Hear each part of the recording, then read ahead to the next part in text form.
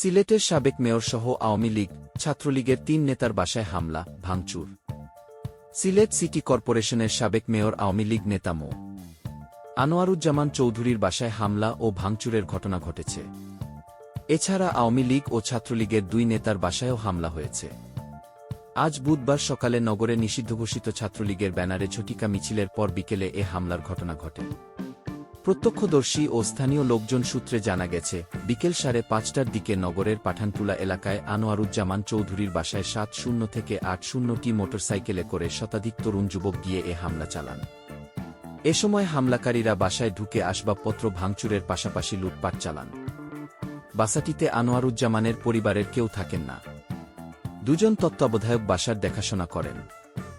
একইভাবে শুভেচ্ছা আবাসিক এলাকায় অবস্থিত কেন্দ্রীয় আওয়ামী লীগের সাংগঠনিক সম্পাদক শফিউল আলম চৌধুরীর নাদেল বাসভবনের ফ্ল্যাট অ্যাপার্টমেন্টের কার্যালয় এবং মেজরটিলা এলাকায় অবস্থিত ৩-২ নম্বর ওয়ার্ডের সাবেক কাউন্সিলর ও সিলেট সরকারি কলেজ ছাত্রলীগের সভাপতি রুহেল আহমদের বাসায় হামলা চালায় দুর্বৃত্তদের একটি দল। সন্ধ্যা ৭টায় রুহেলের বাসায় হামলার সময় তার মা ও বোন বাসায় ছিলেন বলে জানিয়েছেন স্থানীয়রা।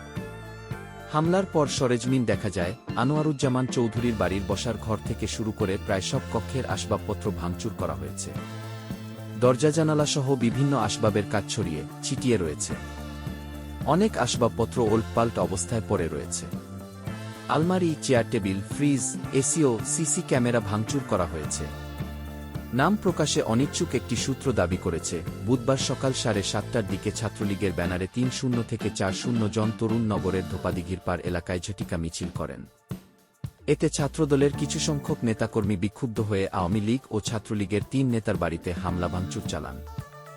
অন্তত ৪ জন প্রত্যক্ষদর্শী প্রথম আলোকে বলেন, তারা হামলায় ছাত্রদলের নেতাকর্মীদের অংশ নিতে দেখেছেন। ছাত্রলীগের মিছিলের ঘটনায় পরবর্তীতে ৫ জনকে আটক করা হয়েছে বলে পুলিশ সূত্রে জানা গেছে। এ বিষয়ে জানতে সিলেট মহানগর ছাত্রদলের সভাপতি সুদীপ জ্যোতি এসের মুঠোফোনে একাধিকবার যোগাযোগ করলেও তিনি কল রিসিভ করেননি।